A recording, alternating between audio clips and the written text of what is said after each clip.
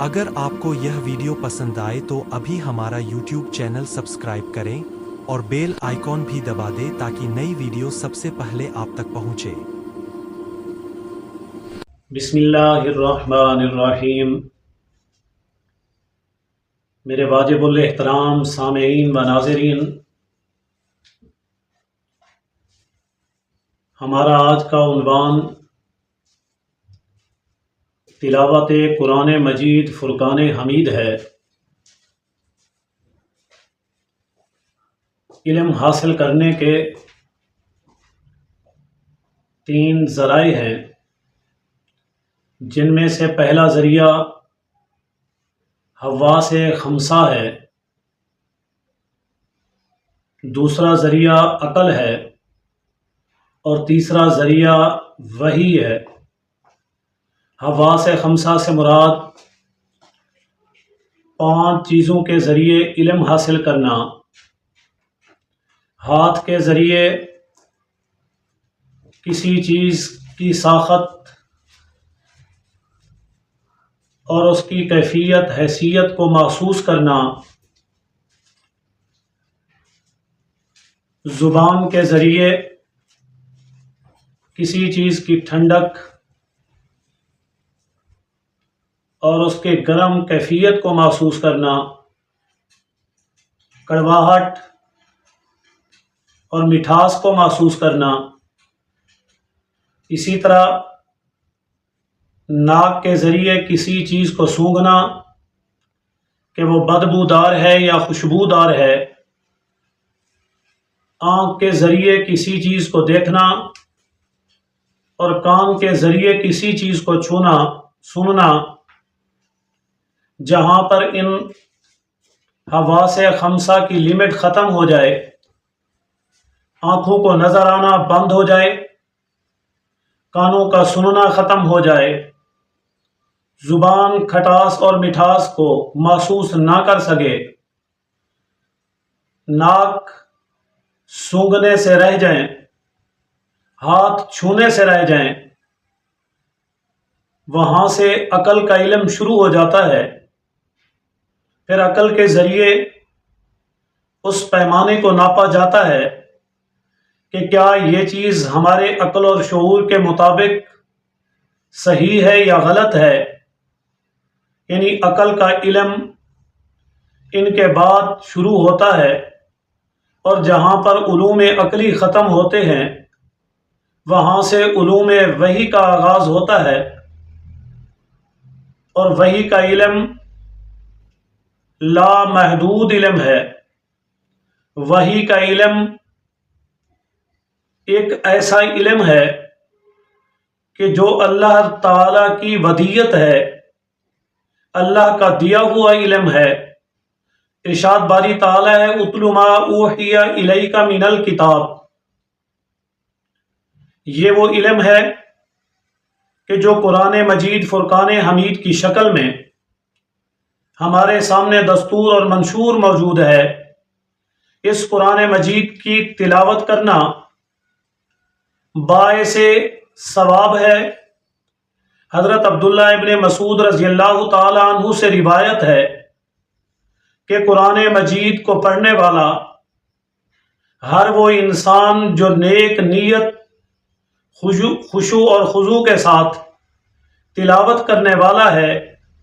ہر ایک حرف کے بدلے اسے اللہ رب العالمین 10 نیکیاں عطا کرتے ہیں۔ الف لام میم یہ ایک حرف نہیں بلکہ 3 حرف ہیں، اور ان پر اللہ تعالی کی طرف سے 30 نیکیاں عطا کی جاتی ہیں۔ لیکن اس کے لیے شرط ہے کہ قرآن مجید پڑھنے والا انسان صاف ستھرا ہو، اس کا جسم بھی پاک صاف ہو، اس کے کپڑے بھی پاک صاف ہوں، وہ جس جگہ بیٹھ کر تلاوت کرے وہ پاک صاف جگہ ہو۔ بہتر تو یہ ہے کہ قبلہ رخ ہو کر تلاوت کی جائے، وہاں پر خوشبو دار جگہ ہو، بدبودار جگہ قریب نہ ہو، انسان بڑے اچھے انداز سے اچھے ماحول میں بیٹھ کر کلام اللہ کی تلاوت کرے یاد رکھیں جیسا کہ تلاوت کرنے والے کو ثواب ملتا ہے، اسی طرح سننے والے کو بھی ہر حرف کے بدلے 10 نیکیاں ملتی ہیں۔ جیسا کہ پڑھنا سنت ہے، اسی طرح سننا بھی مسنون ہے۔ ارشاد باری تعالیٰ وَإِذَا قُرِئَ الْقُرْآنُ فَاسْتَمِعُوا لَهُ وَأَنصِتُوا لَعَلَّكُمْ تُرْحَمُونَ۔ قرآن مجید کی اس آیت کے ذریعے تو یہ معلوم ہوتا ہے کہ سننے والے کے لیے یکسوئی کے ساتھ سننا اور خاموشی اختیار کرنا واجب ہے۔ اسی طرح یاد رکھیں کہ قرآن مجید کا حفظ کرنا بہت بڑی شان، مقام، عزت اور عرفت والا حکم ہے کہ جو قرآن مجید کو حفظ کرے گا اسے اللہ تعالیٰ کی طرف سے بے شمار انعامات سے نوازا جائے گا۔ لیکن مسئلہ یہ ہے کہ بعض لوگ حفظ کرنے کے بعد بھول جاتے ہیں۔ بھولنے پر بہت بڑی وعید ہے، لیکن بھولنے والے کو بھی چاہیے کہ وہ اس انداز سے بات کرے، عاجزی اور انکساری کا مظاہرہ کرے کہ مجھے قرآن مجید بھلا دیا گیا ہے۔ یہ نہ کہے کہ میں قرآن مجید بھول گیا ہوں یا میں نے قرآن مجید کو بھلا دیا ہے۔ اب یہ بات تو سمجھ آئی کہ قرآن مجید کا پڑھنا، قرآن مجید کا سننا، قرآن مجید کا حفظ کرنا باعث اجر اور بہت بڑے ثواب کا ذریعہ ہے، لیکن یہ وعید بھی موجود ہے کہ قرآن مجید کو بطور پیشے کے نہ تلاوت کیا جائے، اس نیت کے ساتھ تلاوت کرنا کہ اس کے ذریعے مجھے کہیں سے مال حاصل ہوگا، اس نیت سے قرآن مجید کی تلاوت کرنا کہ میری اس کے ساتھ بھوکت حیثیت بڑھائی ہو جائے گی، میرا اس تلاوت کے ذریعے نام و نمود میری نمائش ہوگی، دنیا کے اندر میرا نام بڑا ہو جائے گا، یا اسی طرح قرآن مجید کی تلاوت سے وہ دوسرے لوگوں کے دلوں کے اندر حیثیت پیدا کرنے یا اپنے آپ بڑائی اور تکبر پیدا کرنے کا ذریعہ نہ بنائے۔ اگر یہ نیت اور یہ کیفیت ہوگی تو جیسے 10 نیکیاں ملتی ہیں، اسی طرح ایسے بندے پر 10 لعنتیں بھی ہر حرف کے بدلے دی جاتی ہیں۔ اور اسی طرح ختم قرآن، چاہے وہ ناظرہ قرآن مجید ختم کیا جائے یا ناظرہ تلاوت کر کے ختم کیا جائے، حفظ ختم کیا جائے، یا اسی تراویح کے اندر قرآن مجید کا اختتام ہو، تو اس کے لیے بطور وہاں ایک خوشی کے اہتمام کرنا، اپنے دوست احباب کو بلانا، دعوت کرنا، دعا کرنا، کوئی میٹھی چیز تقسیم کرنا، کچھ کھلانا اور پلانا، یہ بھی شریعتاً ثابت ہے۔ حضرت انس رضی اللہ تعالی عنہ کی اپنے گھر کے اندر یہ کیفیت تھی کہ وہ جب وہ قرآن مجید کی تلاوت مکمل کرتے تھے، قرآن مجید کا ختم پورا ہوتا، اپنے سب گھر والوں کو اکٹھا کرتے، اجتماعی طور پر دعا کی جاتی اور انہیں بڑے اہتمام کے ساتھ کھلاتے اور پلاتے تھے۔ یہ چیز ان کی زندگی سے ثابت ہے۔ اسی طرح یاد رکھیں کہ قرآن مجید جیسے پڑھنا ثواب ہے، اسی طرح کسی اور کو اس کا ثواب پہنچانا یہ بھی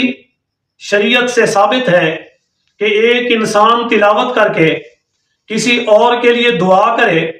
کسی اور کو اس کا ایصال ثواب پہنچائے، جیسے نفلی نماز، نفلی حج، نفلی عمرہ، نفلی صدقہ اور خیرات، کسی اور کو اس کا ثواب ہدیہ کیا جا سکتا ہے، اس کا ثواب کسی کو ہبہ کیا جا سکتا ہے۔ اسی طرح تلاوت قرآن کرنے کے بعد اس کا ثواب بھی کسی کو بطور ہبہ کے